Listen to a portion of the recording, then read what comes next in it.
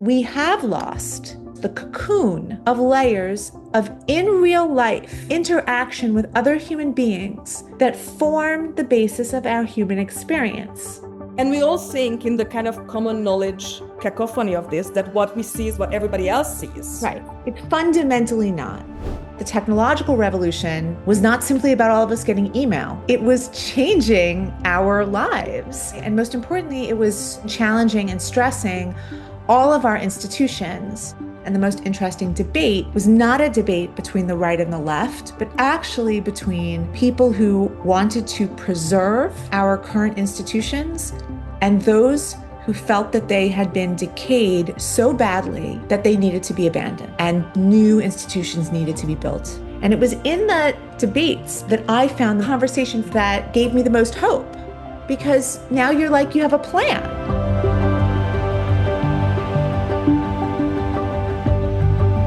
Welcome back, everybody, to the Hope Access. This is my personal podcast, and I'm sitting here with one of my role models today, which is kind of insane and unbelievable. Alana Newhouse, she would come to my podcast, The Hope Access.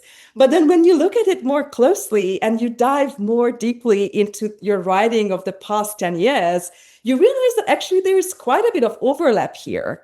You also write about hope against all odds, what people who are intelligent and well-read enough to despair like crazy all day long might still, how they might still find a little ray of light in it all. So my plan for today is to basically talk about brokerism 4 years, 3 years later. I feel that sadly, this is a topic we should revisit frequently.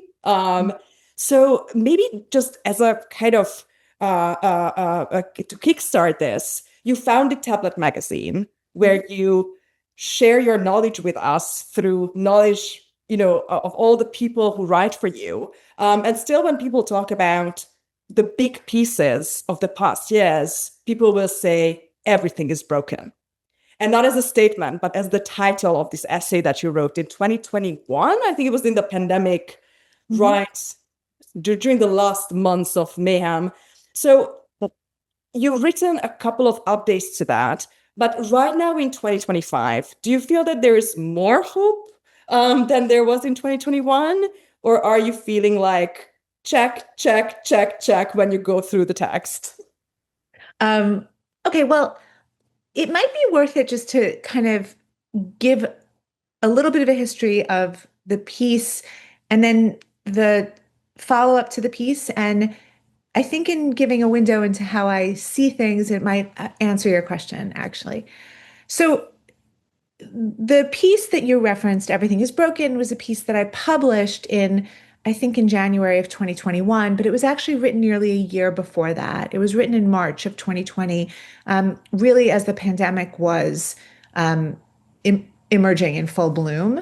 And it was written actually for just friends and people around the magazine who were asking me and some of the other people at Tablet, what was it that they were looking at? When they looked out at what was happening in the spring of 2020, there was just a lot that people didn't understand. They didn't understand, obviously, how a pandemic could happen.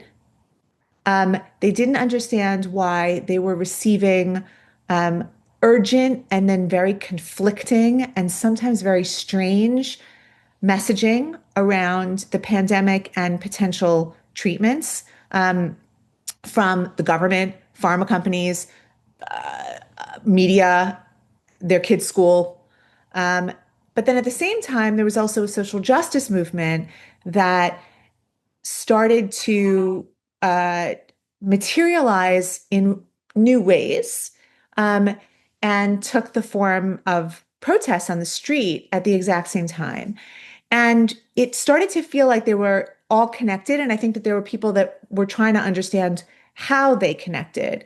And so I tried to write a piece that explained it. And the broad way of understanding my thesis and sort of how I explained it was that every time you have an economic revolution, we experience massive change at every level And all of our institutions are stressed. We had this during the Industrial Revolution, decades of which afterwards were filled with similar kinds of chaos, instability, the breaking down of communal and social bonds, rising secularism, a pandemic, the accumulation of oligarchic wealth. Like it really is kind of very similar when you think about it. And part of what I was trying to explain was that the technological revolution was not simply about all of us getting email and WhatsApp. Like it was changing our lives in every single way. And most importantly, it was changing and challenging and stressing all of our institutions. And by institutions, I mean our sense-making institutions like universities and media, our cultural institutions, museums, nonprofits, et cetera, but also the institutions that create the our social systems and our the footing underneath many people's lives. So the government, Medicare, Medicaid, healthcare, all the insurance companies, the way that people received medical treatment, hospitals, every single one of these systems was being faced with a wave of challenge from technology.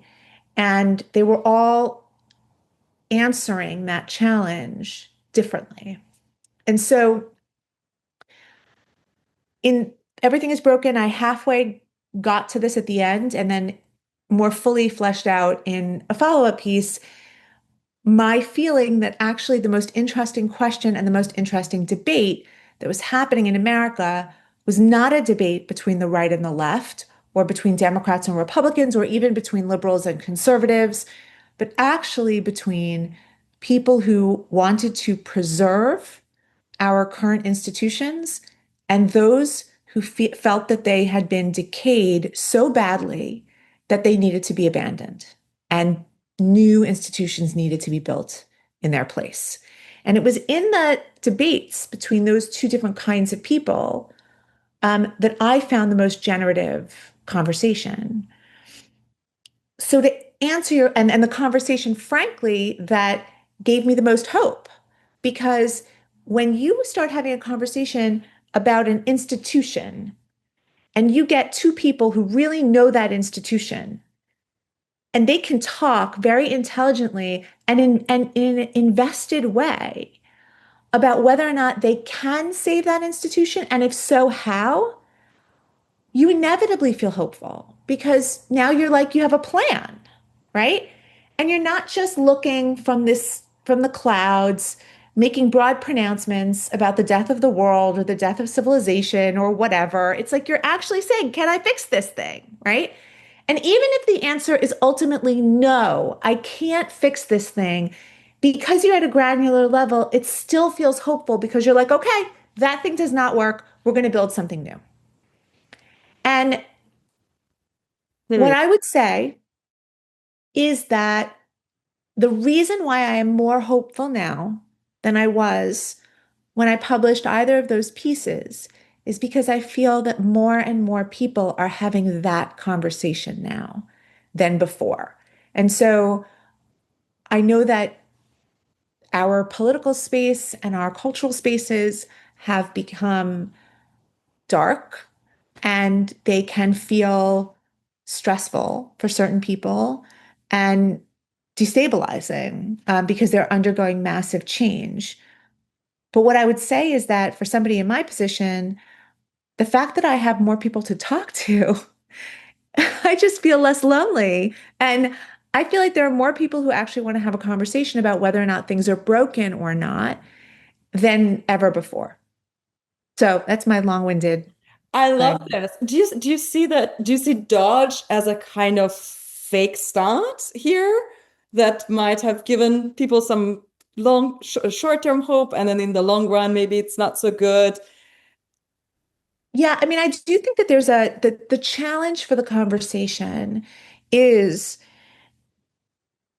and this is the thing that really annoys, I have to tell you something, that the people that bother me the most are the people who basically ignore all the problems They ignore it, even though I'd say it's I love that very, very poignant paragraph in your text, and we will share it in the YouTube description and on Twitter as well. That, if your life is perfect and your child never faced any problems ever, and then they immediately got an amazing job after college, and your marriage is great, and you see the doctor immediately, and you have no problem. Yeah, I don't want to talk to you because you clearly do not live in reality, and what you say just has nothing to do with me. Right, exactly. It's just like, and I'm happy for you. Like, I think that's great. I just don't think that. I don't think that the vast majority, the other 340 million people that live in this country, actually are having that experience. And so I'd like to speak to those people. And the people that really bother me the most actually aren't even those people. It's the people who avoid hearing the bad news. They avoid it and they avoid it. They ostrich. They don't want to hear it. And then when it smacks them in the face and it's totally unavoidable, then their hair goes on fire. They're outraged and they're freaked out and they have to activate in the next 36 hours. And then if everything doesn't get fixed in the next 36 hours, they're then hopeless and black-pilled and black-pilling everybody. And I want to look at these people and be like, your lability, your emotional lability is actually your political handicap.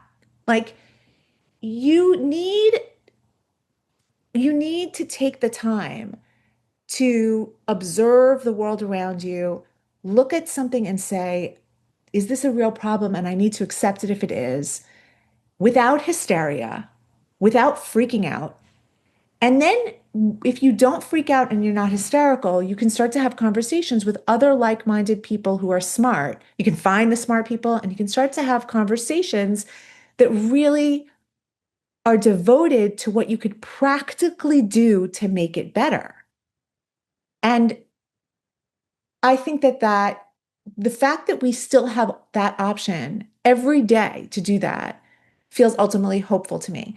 So when you ask me about something like Doge, I do think that the underlying psychological impulse behind Doge was this idea that there's something deeply broken in the federal government, and we could just go in and fix it. But what seems like it may have happened certainly for some people involved and for some people who watched it, was a sense of, if we're going to get so bloody and take a hatchet to everything, it should work. And it felt then like a letdown. But I would tell people that change is hard and change takes time. We have a very, very complex federal government. We have a federal government that should be complex, in my opinion, but it also needs a lot of reform. And I don't think that any 6-week liposuction is going to be enough, because these problems they're multi-layered and they really need serious and deep approaches. As you're talking about it, we are reminded of diagnostics.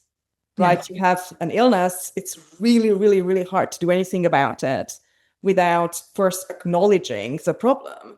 I'm a linguist originally, and some of my best friends are linguists. And my psycholinguist friends are telling me that these days they are training doctors how to deliver some of the bad news.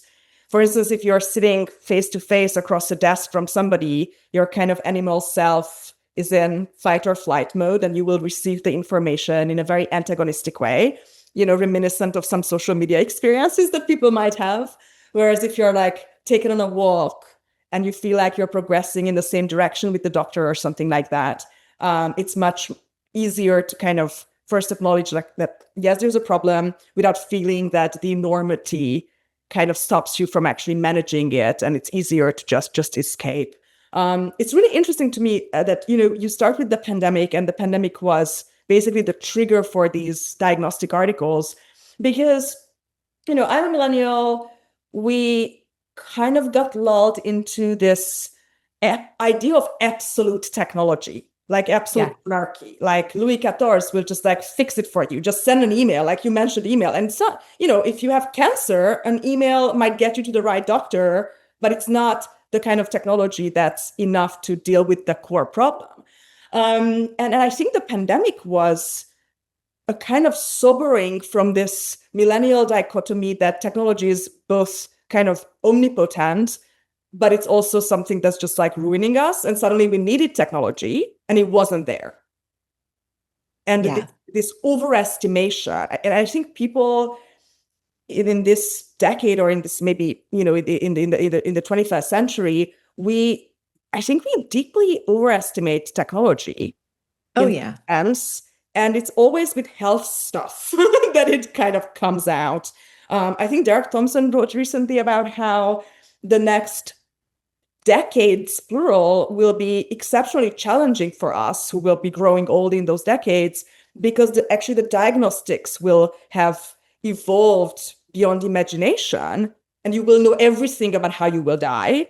But the actual treatment level will not be there yet because the hard tech, the actual biotech is evolving more slowly. So you will have a lot of information, but less methods to deal with it. I'm just bringing this up because I would like to go back to kind of your inciting incident in the screenwriting sense and Mhm. tell me about the dinner when the whole idea of everything is broken came up. And should we just never go to this restaurant ourselves? It's like a Right. place where you realize that Oh, everything sucks. I don't I know if definitely, I yeah, have time there. I don't want to, I won't name the restaurant in Toronto because I feel like they might sue me for libel, but Love the staff. The staff was great. The food was the great. staff was It was terrific. unrelated. Yeah. So what happened was is that the frame for Everything is Broken is my own personal experience in trying to get my son diagnosed. I had a son 11 years ago who was sick almost from birth. I had a completely normal pregnancy, completely normal labor. But the minute he actually was born, in fact, when the nurse put the baby on my chest, he lifted his head up right away, which is very unusual. And everybody, there's a video of me in that room, and everyone starts saying, "Oh, he's so advanced." And I said, "Does he look like he's in pain to you?" And everybody started making fun of me right away that I was already a neurotic Jewish mother. And but unfortunately, I mean, I am a neurotic Jewish mother, and I was a neurotic Jewish woman before I was mother. But that wasn't actually what Neurotic was Jewish going on. daughter, wife, Yeah, the yeah, evolution of the word. I exactly. get it. I same problem. Right. Um, but I was correct about my son, and he was sick and had a very, very, very hard time diagnosing him. In our case, we our case was very unusual. I am the daughter of a doctor. My husband is the son of a doctor. Um, we live in New York City, and we have access to what's billed as the best medical care in the world. Um, and we couldn't get anyone to really take what I was saying seriously. And everybody was seeing us for 15 or 20-minute doctor's appointments that insurance would allow. And this went on for many, many years. And eventually, my husband remembered a book that he had read by a very brilliant man named Norman Doidge. And the book was called The Brain That Heals Itself. And my husband suggested I get it. And I got it. And I read it from 3 a.m. in the morning one night. I read it through to the end until 10 or 11 the next day. And I then proceeded to try to hunt down Norman Doidge and ask him if he might meet with me. And Norman eventually offered to meet with me, and I could come to Toronto and we could all have dinner. And I started to ask Norman about my son and our process of diagnosis. And at some point I said, I want to know if I did something wrong. I want you to tell me the truth. Did I not ask the question in the right way? Did I not seek out the right information? Did I do something wrong? And Norman's answer was, you have no idea that the mystery here is not why you got lost. The mystery is that you ever found your way out. Because the system right now is so intentionally opaque and so obscured that what you experienced is actually happening to millions of people. And as I was sitting and thinking that, he then looked at me and my husband, who's also a journalist, and he said, "So, if I could just switch topics, can I ask you guys, why does all the journalism I read seem like garbage?" And And you were like, oh shit. and I thought I that was the moment where I was like, I'm in a horror movie. Like, I thought I was in like an after school special, and I am actually in something scary. Um, because Norman's description of the system of medicine being um, decayed or corrupted at every level, and those levels being intertwined, was exactly how my husband and I thought of the space of media. And it was the same visuals of this kind of hornet's nest of often well-intentioned people, sometimes not well-intentioned people, but of working inside systems that were simply decayed and old, um, and not responsive and being used in kind of all weird ways. And so as we started talking about it, it occurred to me that I needed to take that frame and start looking at other things, start looking at, how does food work? How does pharma actually work? Um, why is America becoming less religious? Why, what's happening with churches? What is actually happening with the nonprofit space? Why are these NGOs sitting on billions of dollars? What is happening? And every time I picked at something and looked at it, it was the exact same mechanism at work. And so everything is broken was my way of trying to explain why what you see in your life is actually happening all over, which should make you feel better because everyone's going through this. You have compatriots. And if we can see each other as experiencing the same thing, it doesn't matter if we're on different sides politically. It doesn't matter if we have different viewpoints. It doesn't matter if we have different backgrounds. It doesn't matter if you're from the city and you're from a rural area. What matters is that we are all experiencing this move through spaces that are decayed and broken, and a desire to want to make something better. And that feels fundamentally connecting and for me at least, hopeful. Also very scary because it's the people to whom we normally, traditionally go to answers for, right? Yeah. Like we go to the doctor to fix things. We go to, I don't know, the head of a magazine to like break an important story and bring justice to the world. We go to the governor to like stop a horrible thing from happening in the state. And then it's everywhere you look, it's the kind of Scott Alexander Moloch just raising its hand. So the bad news is none of those experts are necessarily experts at all. Yeah. And you can't believe in any of them because of a credential anymore. It's meaningless. The good news is that your neighbor might be the person who can help you. Like that's literally what happened to me, is that it turns out that the person who ended up being my actual savior in my life is the mother of another kid in my son's class in preschool. What happened? That's amazing. It's a total accident, Like but citizen basically science. it's a crazy story. But when my son was in preschool, so when my son was 18 months old, I diagnosed him from a Google search with something called Angelman syndrome. I then took that diagnosis Oh, I know to about Angel Man. Yes. I took that diagnosis to everyone, to every single doctor. Okay. Every single doctor looked at my son and said, that's not an Angelman syndrome case. He doesn't look like it. But Now, I've seen one before because there are like three people with these Angelman. are doctors who had all seen Angelman Yeah. syndrome patients. And they were like, that's not what this is, Alana. We then did a basic genetic test and it came up negative. When my son was in preschool, I walked in the first day and there was a little girl there, beautiful little girl.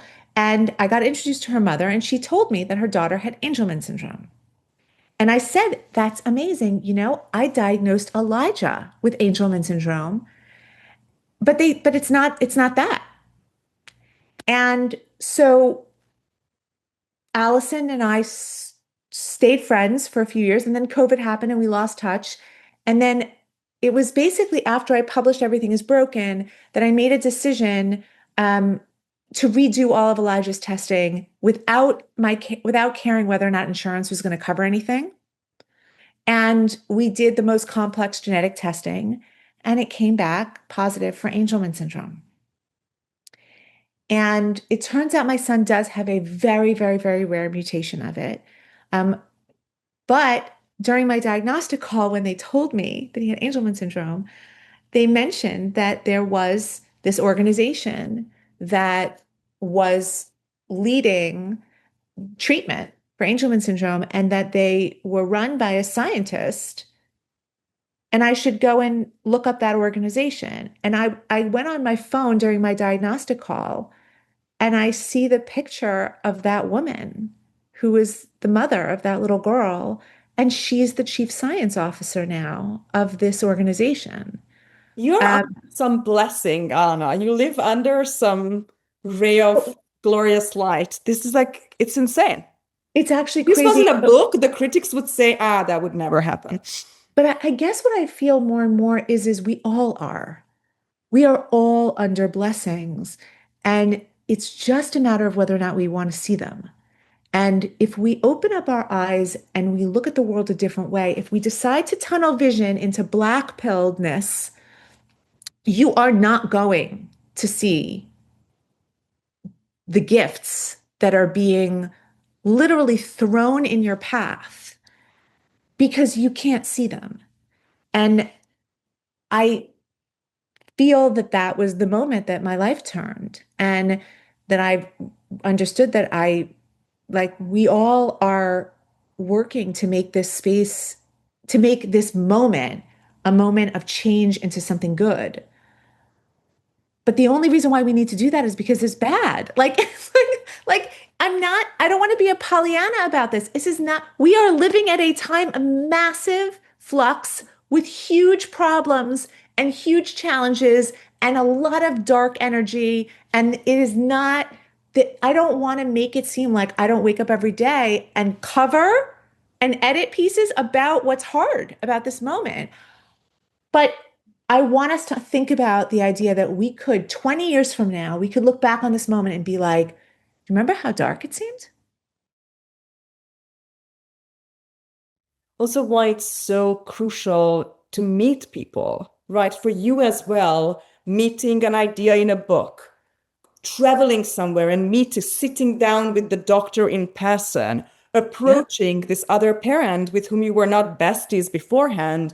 And so I deeply believe in grace, but it's something that shows itself when you walk towards it, right? It's not something that's going to just keep chasing you. As it was you who did the first moves, and then it was there when the road was there as you walked down on it. And you realized. On the other hand, we just had a salon with John Byrne Murdoch on Interact yesterday, actually, in the afternoon, because it's in the UK. And once again, it was data communication and data science in the 21st century and how to communicate these very complex findings on the internet. And one of the core examples that he used was the teen mental health crisis and how insanely complex it is. The data is not good enough. There is parental fear involved. There is teen self-reporting being often very unreliable, a lot of problems. And it shows these methodological problems. And once again, of course, every time you talk about it, the loss of community comes up.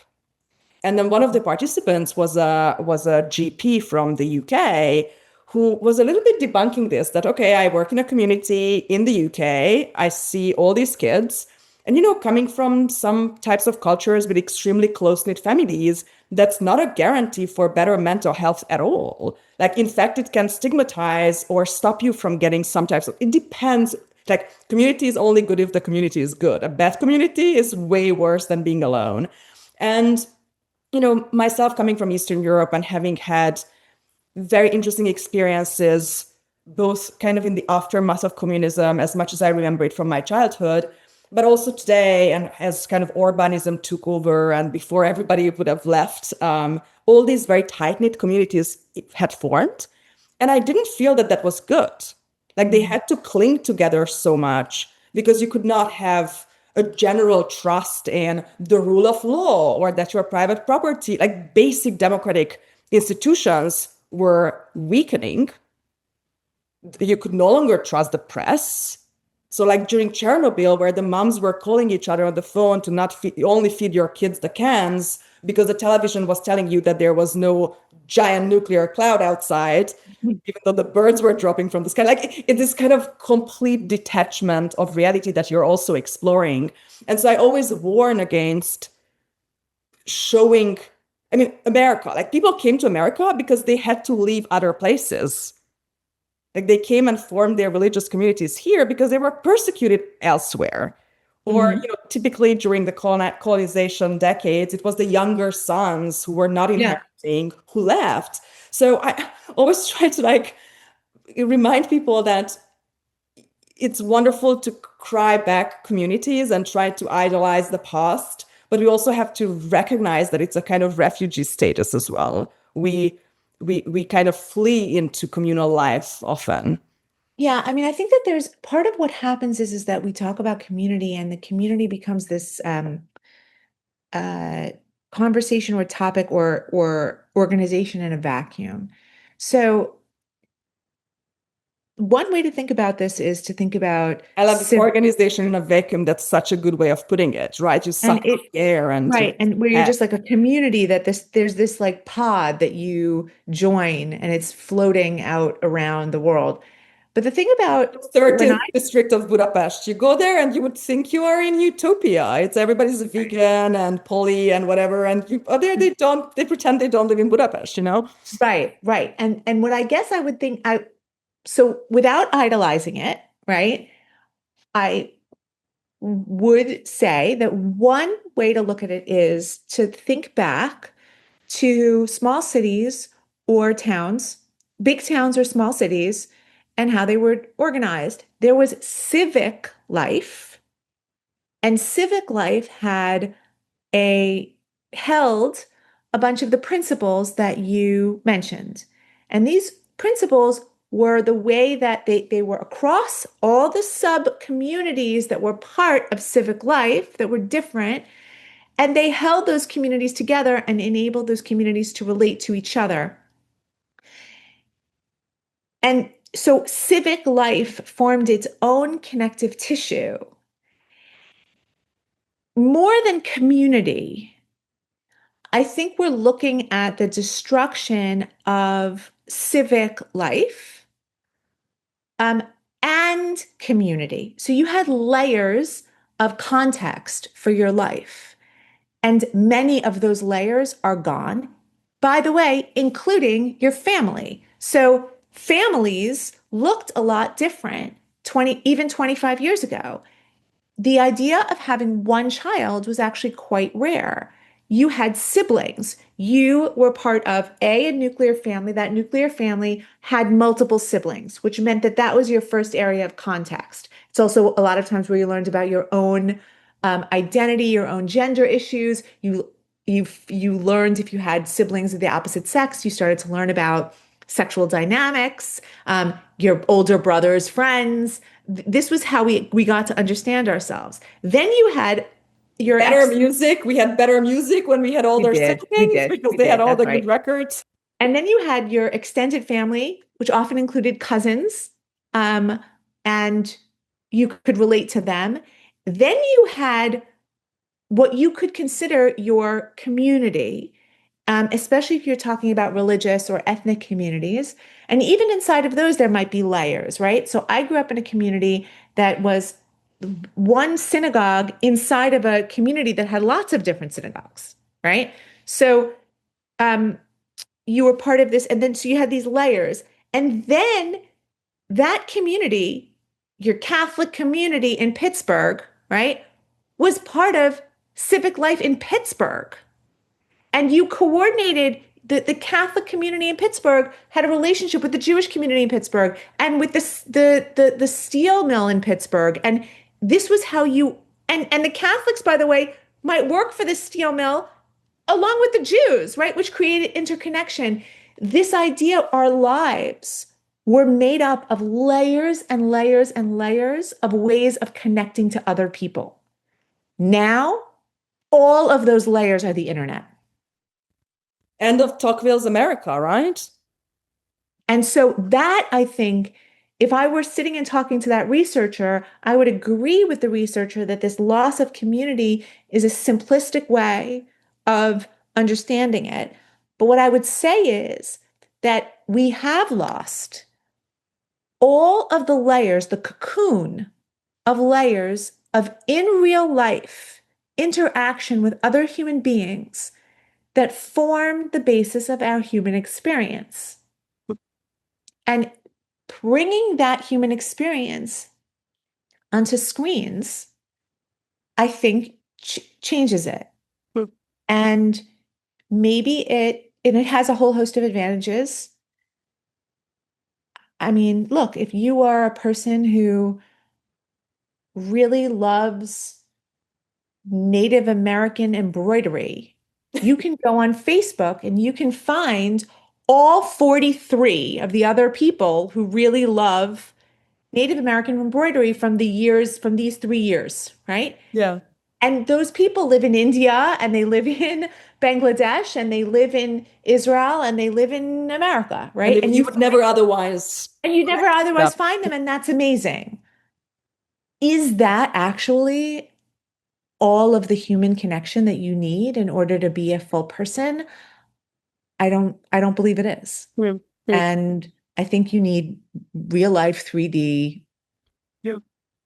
walking through the world. And we just don't have that now.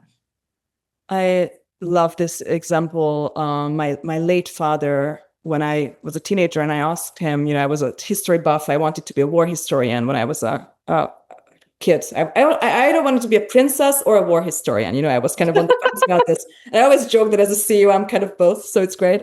And I was like, why weren't there so many revolutions in America as in Europe? Like European history is especially like, 1700s, 1800s is just like revolution after revolution. And my dad was like, because it's big. You don't like it somewhere, you can pack up your shit and move literally into a different time zone, climate, language, culture, change your name.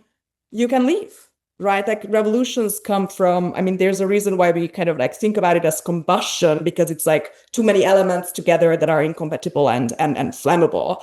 And I remember when the Capitol riots were happening in, I think, January 2020, I was looking at my screen and I felt, oh my God, America has shrunk. America is no longer big.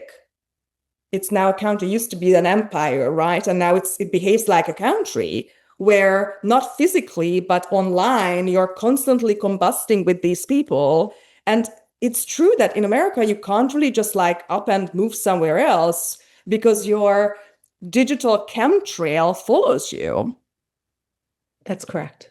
Or you can disappear, but like it takes some kind of mastermind. And I think this is a really good moment maybe to talk about your concept of flatness, because I think this is related.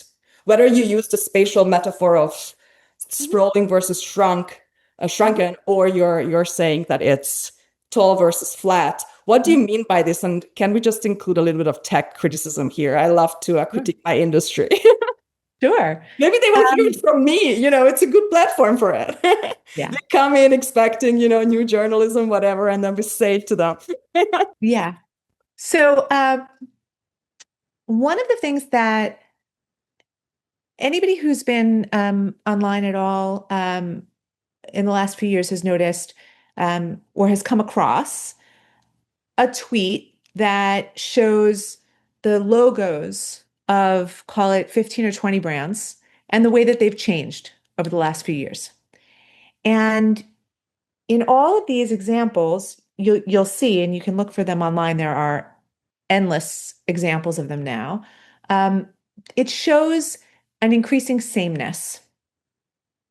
A lot of sans serif. There's a lot, a lot of clean lines. Um, And and everything is the same kind of like anus thing. yep, yep. Yeah, And it's OpenAI also, and Mercury next to each other on my yeah, phone, and so I always try to like ask my bank for good answers. yeah, Yeah. yeah.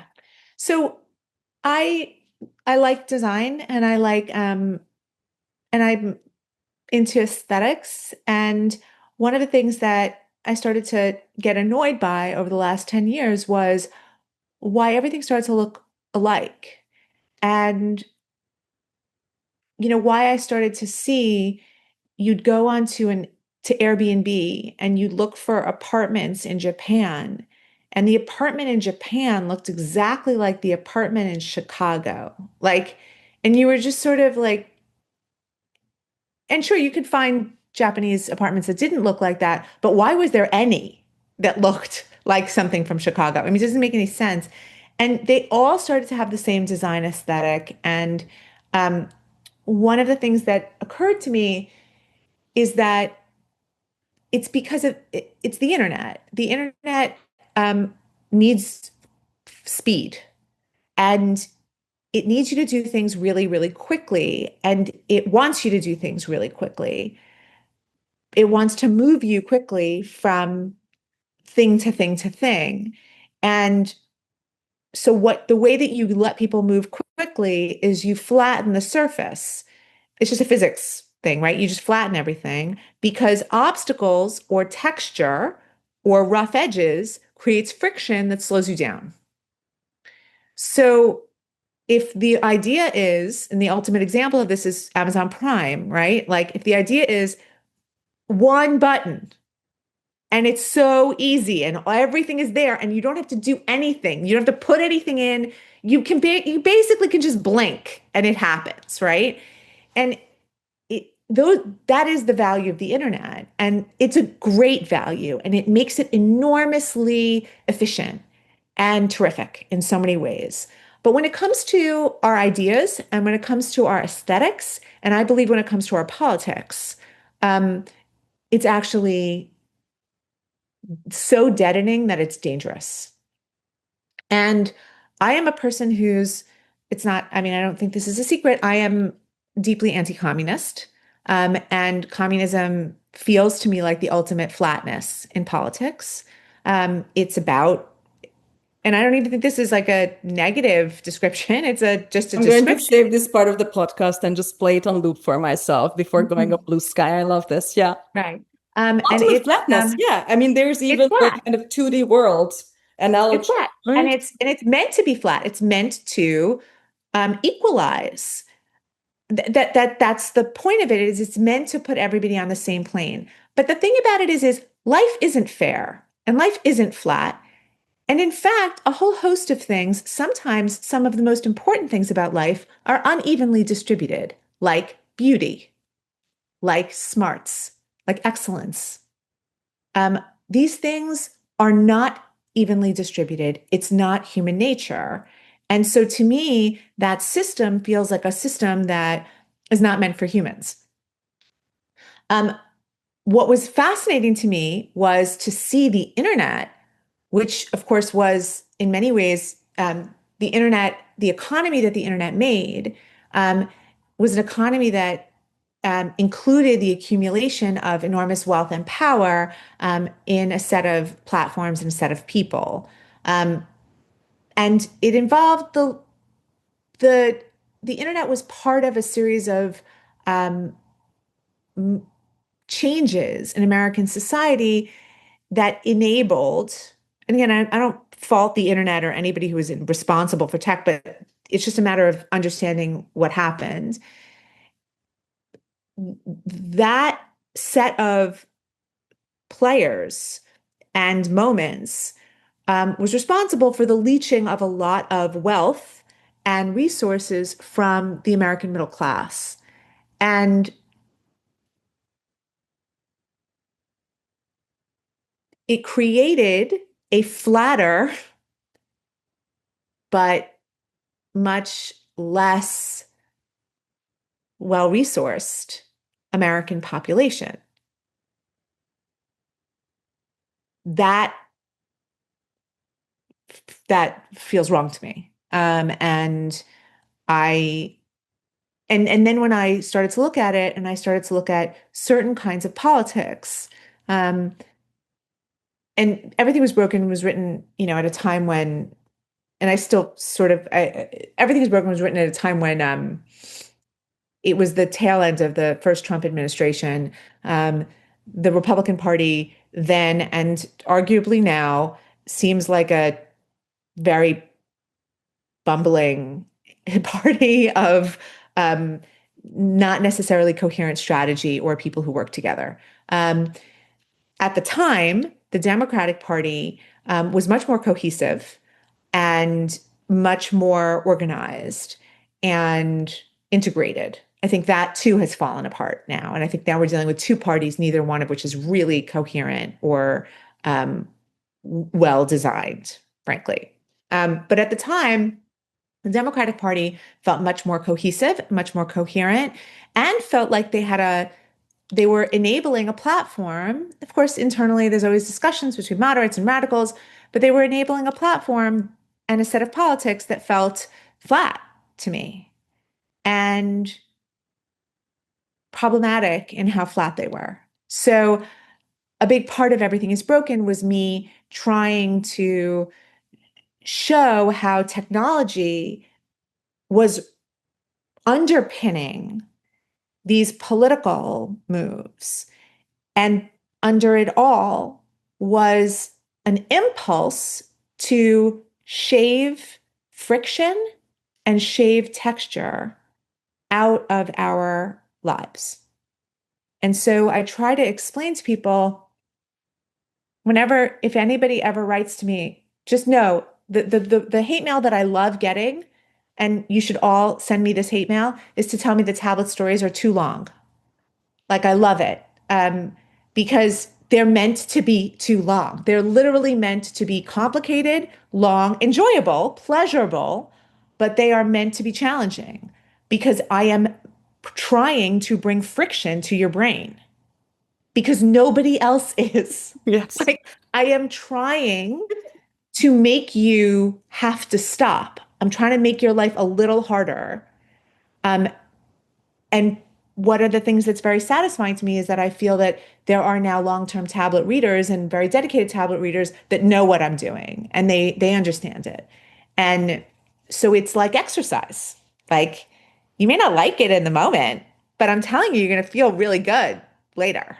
It's like interns like salons when somebody's like, oh, why are interns like salons 3 hours? It's because that's the point. We want you to, like, you can't, this is not a kind of context that will create itself in 5 minutes.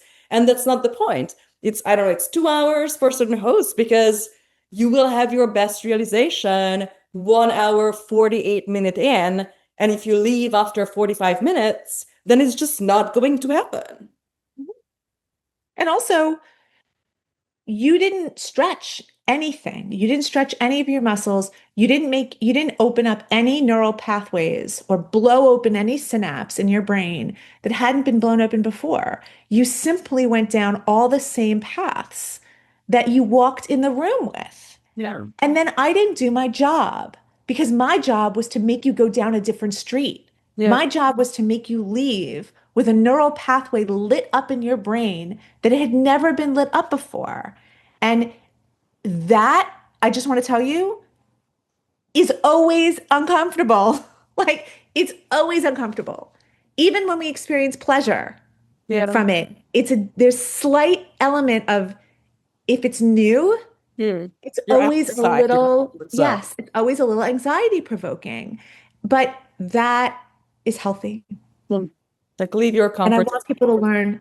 I especially want people who see themselves as living in the realm of ideas or appreciating ideas. I want people to lean into that. Yeah.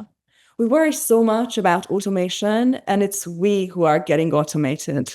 That's right. We are becoming the Self-automating. so yeah, stop automating yourself. That's the way to stop the process. Um, Yes. I really want to include a little section about legibility. We talked about sense making. We talked about diagnostics, and for all these things, getting access to reliable information and accepting the veracity of that piece of information and the source seem to be really, really indispensable. Yet we seem to be living through, and I know it's a huge cliche, but it doesn't make it less true. We're living through a gigantic legibility crisis. And Mhm. if I understand your arguments correctly, you tie this back to the weakening of institutions that used to be tasked with, for better or worse, again, as a kind of distributed system with the universities doing their thing and the media doing their thing and the museums doing their thing and the cultural institutions doing their thing and the Rotary Club doing their thing. And then somehow these little polities could, in a Habermasian way, negotiate with each other, disagree in public, and create a better informed population. And so I always wonder, if everything is broken, how do we know how? If all the sources of the information beyond our own anecdotal evidence or our visceral reaction to events, if that's all there is that we can, I ask this from my therapist all the time, like, how do we know what's real, right? But kind of, we are these little bubbles as well. We are becoming pods as well. I guess, well, give me two more sentences about how you would describe the legibility crisis. Not the causes of it, but how would you describe what it looks like? I would love to go back to Dosh for that as a recent example that I Okay. think our viewers, our listeners will still have some memory of, even in our very amnesiac age. I mean, just about Doge, I was receiving information from, say, 20 sources on a weekly basis, and they were completely antithetical to Different. one to the other. This includes even people from the inside. So the famous memoirs of like Sahil Lavingia, like who is an investor in Interintellect, like I spoke to him, or Luke Ferriter is a fellow EV winner, like I am. But also, I read the New York Times and I read the Spiegel and like whatever you can get your hands on, plus social media in multiple different languages where some people are very smart and knowledgeable. And it seemed like, to me, it seemed like a Rorschach test. I felt like, oh my God, like during COVID, I'm watching the smartest people of my generation solving a Rorschach test together and disagreeing whether that's a big bird or your father's penis. And I was Yeah. like, I don't need to read this, like Yeah. sort it out in a group chat. So here's what I would say. What you call the legibility crisis, which is actually it makes complete sense. I call the silos, the silozation of America, right? Which is the same thing. We're both describing the same thing. We each live in our own um, pod. Literally, our social media feeds are designed by us. They are completely customized to not show us what anyone else is seeing, right? We are not choosing a mass website or a mass channel. We are choosing multiples of them. That And we all think in the kind of common knowledge cacophony of this, that what we see is what everybody else sees. right, it's fundamentally not. And we are never going to get to a place of a public conversation again until we can understand that what other people see is not what we see. I don't have to agree. I can completely trust my own sources or not. But the most important thing for me to understand is that when I walk out and talk to people, they are not seeing what I'm seeing. And this is very, very important in part because what I see is I see a lot of people, particularly people who read legacy media, believe that everyone is reading and everyone shares the same assumptions as them. This is not the people who only absorb independent media have other problems. Like they like, I don't want to make it seem like one is perfect and one is not, but this idea of the presumptuousness that everyone's reading the same thing and everyone has the same assumptions is only a thing of people who read legacy press. So now let's talk about the siloization, right? And one of the things that I would say is you made this really interesting point, and I think that there's the answer is in it.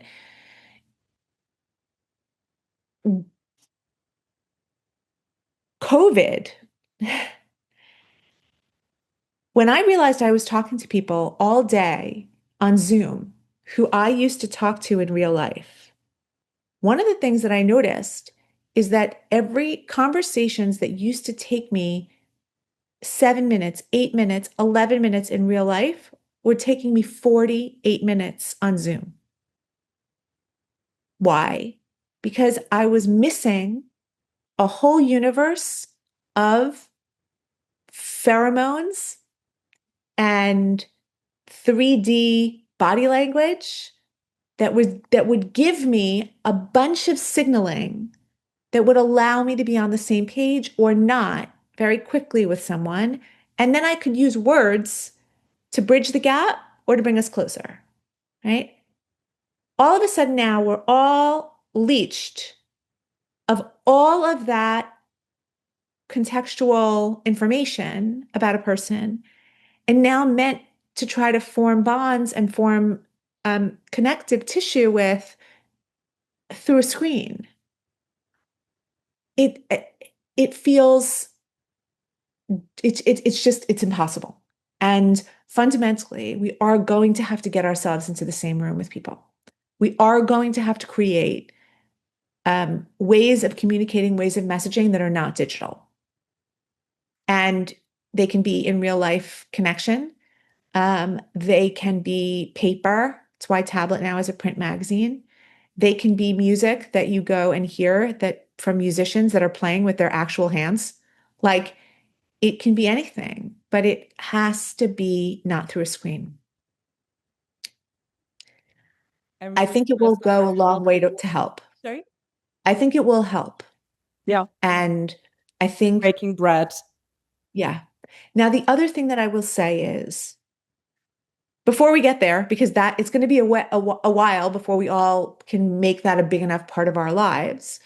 There's one little test for particularly social media, but I also think for legacy press. When a person or an outlet tells you something about how to understand a news event, and that judgment or interpretation does not happen, you should take note of it. So when a bunch of public officials tell you, podcasters tell you that America striking Iran is going to lead to World War III, and America's about to get into a ground war, and we're going to get entangled into another forever war, and it's clear, and it doesn't happen, you should think about whether or not you trust those people and those outlets the next time. So when you think about when you think about Doge and analyzing it, think about who told you what back then. And then look at it now and say, well, how do I think about it now? And who was the most right? And those systems and those people and those outlets can become your trusted sources and you can feel better about them. It's not that they're always going to be 100% right. They're not going to bat 1,000. I mean, we all get things wrong. But going back to the same well and trusting that person whose job was clearly to whip you into some frenzy and hysterics, and the same goes for legacy media. There are just as many of those people in the independent space. It's like podcastistan, as I call it, like as there are in legacy media. People who just simply want you to be in constant outrage, constant blackpilling. And I think you just need to watch out for those people and try to limit your experience with them. Ella, this podcast is done. I'm going to use it, attributing it always to you. It's I think this is going to be a very interesting challenge, and I think I was kind of um for me this kind of settled into a habitus when the Ukraine war broke out, because there were some people who saw that coming in some sense, or who were at least entertaining the idea that there's a non-zero chance of that. And there were people who were just like completely living in some kind of cloud. And then you review your own list of who to trust. You just wish, I don't know, maybe this just comes with greater freedom, but I think many people feel a deep desire to sometimes automate the trust impulse and not have to review their own list of trusted sources every single day, because it's just very annoying and exhausting, and people have jobs and kids and they want to like do other things. Maybe this is a good moment, and I really want to end on just, how you see your maybe more worried notes from these past pieces regarding the future of journalism. This week we had, or last week we had, the Free Press was bought by, or the CBS move has happened. You and I remember last time we discussed the future of independent media versus legacy media. Is there something in this moment, October 2025, that you feel is an update to your thinking about how you see the future of tablet, and generally how journalists can, from their own point of view, regain the trust? So again, I would rope us back to the beginning conversation, which is you cannot fix a problem that you have not accepted exists. So what happened in journalism was way too late. A bunch of journalistic outlets realized that they had forfeited their readers' trust. And whether they believe it's fair or not fair, I think that there is a mass of people who believe that they have a problem on their hands. For many of those outlets, I think it's too late. And I don't think they're going to survive. Because even if inside of the place there's finally an awareness, it's just they're too close to the cliff and their speed is too great. And I don't see an ability to actually stop before it's too late. So there's that. And that sucks. Cancel your subscriptions now, guys. Don't renew it for the next year. I mean, I think more and more people are just they are canceling their subscriptions. I think, though, that at the same time, there are increasingly people who would like to speak to and gain the trust of their readers and their audiences. Now, you can like them and you can not like them. You can like how they cover things or not like how they cover things. What I would say is every single one of them, from Substacks to clearly the Free Press, Tablet, all those podcasts, and what you're doing, these are all projects that take as one of their mind's eyes most important focuses the audience. And it's not always healthy. And Nick Fuentes is also taking his audience into account. And that's what you get, right? But I need to note something, which is many of the legacy press had stopped caring about their audiences and they started caring about advertisers. The audience was simply the mechanism by which they got to advertising, which was the thing they really cared about, because that was how they made money. That became deeply unhealthy because they stopped actually wondering about whether or not anybody was cared about what they did or whether what they were producing was actually good. So whether you like it or not, and there's a lot to not like, but as a general rule, I think the space of media is getting to a place where it's focused on an audience again. And That's the business. And so make yourself an audience and make that audience care about you and make that audience value you. And if you can do that, and if you can get that audience to, as the psychoanalysts say, cathect to you and really see you as central to their psyches and central to how they understand themselves and the world, you've got a business. And if you can't, you don't. And like, I don't, at, at some point, we can talk about these big, highfalutin, we should be mission driven, we should care about the world, whatever. It's all too top down. Get at the grassroots, meet people where they are, and try to reflect their lives. And I think that we're at a time where I feel long-term bullish on American media, um, as long as we can have the patience to let it mature and let it normalize. Power to the people, power back to the people in a weird way. This raises all sorts of questions of democracy and even the art funding, right? Like, should a newspaper that lost touch with its readership decades ago and is publishing stuff where people are like, who thinks this? Who wants this? Who cares about this? And also fails to report on all the great big problems that people are actually dealing with in their lives. Should this exist or not? If it's an art project, maybe there are some interesting foundations or something, but it shouldn't be on my money.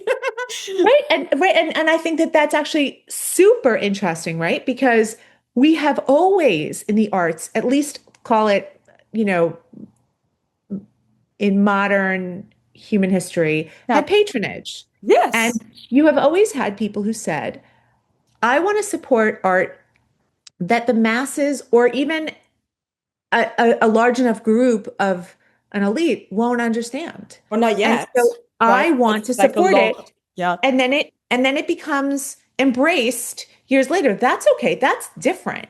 That's not media. I mean, it is, but Or must, it's that's not not must. journalism, right?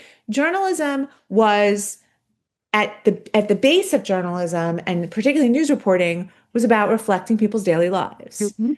And then there's, consumer magazines and thought leader magazines that did more 60,000 foot in the air stuff. But let's stick with the news stuff. News outlets covered people's lives. And I think that when it comes to that, you can't avoid the actual humans. Like, that's what you're covering. It's Oh, like that's yes. And that yet, that's what you have to, and you have to want to cover their lives and you have to want to do it. but And they don't like the people. A lot of them, they don't like the people. They think the people are stupid. and that's the thing. But the thing is like people, if you look at some of, I mean, obviously, Barry's a huge success. And I should just say right off the bat, she's a very close friend. She's a Tablet alum. Um, I was on the board of the Free Press. This is like, I'm in no way unbiased. Like I have bias all over the place here. But that said, I'm always struck by the people who don't want to acknowledge that the Free Press has 1.5 million subscribers. Like you can hate every single word they publish. Hmm. There are 1.5 million people in this country that want that in a Yeah. very short span of time. Yeah. And she's betting on the fact, and I think that she's correct, that there are many, many more people who actually will too. And you cannot like it, or you can like it, or whatever. You cannot ignore the fact that that is speaking to a huge number of your fellow citizens. Hmm. And that feels like just facing reality. Yeah. And then saying to yourself, if you feel like you can speak to your own group of people, it doesn't have to be a group of people that big. Tablet's readership's much smaller. Um, Go ahead and do it. How do you feel about the more extreme fringe examples for this? So I don't know, on the radical left, some guy advocating that we should murder all CEOs with Yeah. impunity, or on, the alt-right. I'm not even going to say what they are saying. I mean, there have been some famous examples of horrible anti-Semitic tirades, on podcasts with many, many more millions of followers. And how do you feel about those? Do they negate somehow this revolutionary model of working for the audience, or are you just looking at those numbers and think, well, that's the will of the people? Yeah. And like, it's not about whether or not I want the world to work this way. It's about whether or not currently our world does work this way.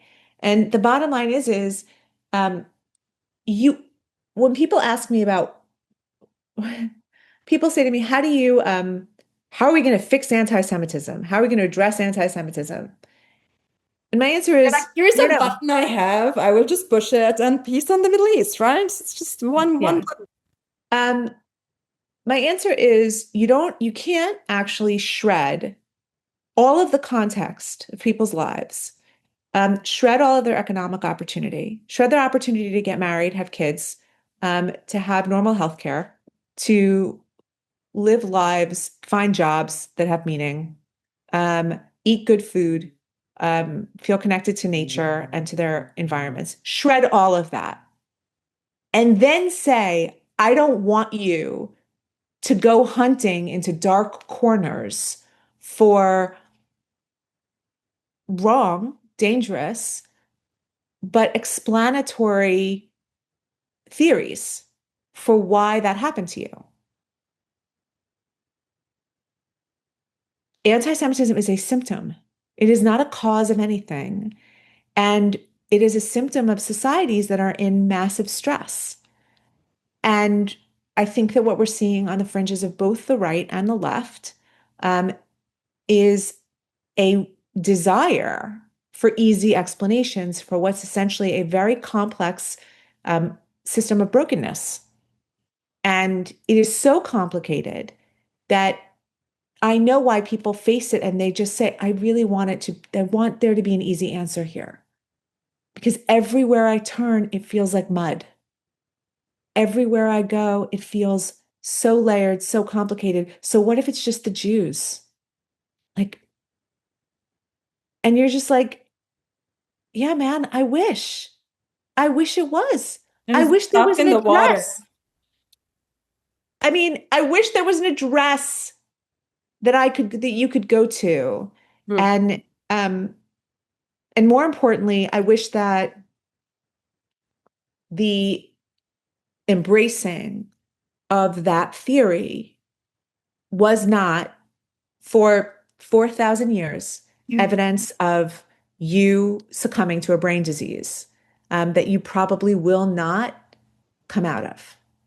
It's a Uh, scapegoat theory, right? The Anti-Semitism witches, is it's the not, Jews.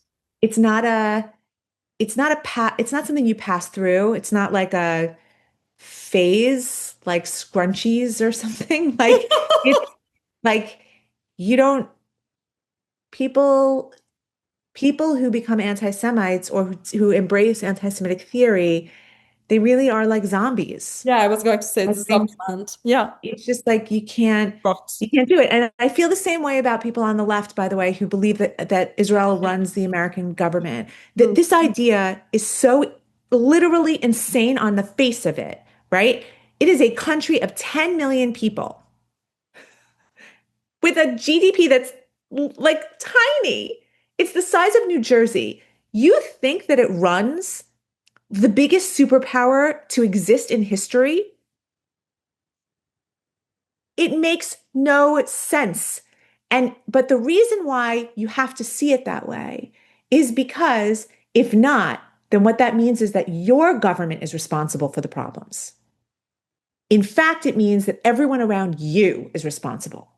Marjorie Taylor Greene wants to go on Twitter and say that it's all Israel's fault because it's her fault.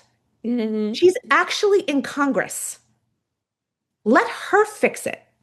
She doesn't want to, right?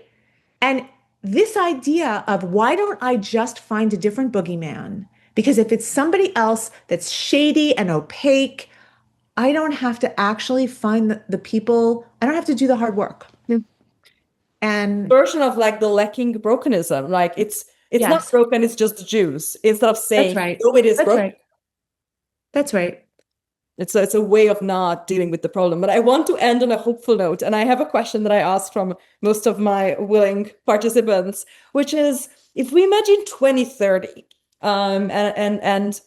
the world is whatever it looks like in 2030, what is something that you think will be obvious to people that is already obvious to you? That is such a good question. Um, I think that by 2030, the importance of local life is going to be obvious. I think that we're going to have much more awareness of our immediate surroundings, of our neighbors, of the businesses that are on the street that we live near. And I think it's going to be much more obvious that the health of our lives and the health of our society long term is in those spaces.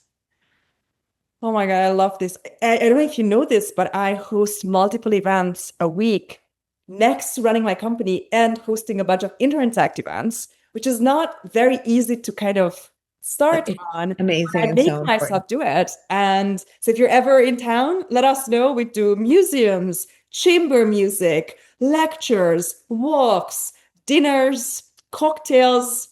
It's People amazing. come together. We love face to face. Thank you for being face to face with me today, even if it's just on Zoom, Alana. I'm such a huge fan.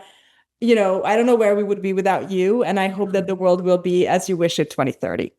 Thank you so much. Thanks for having me.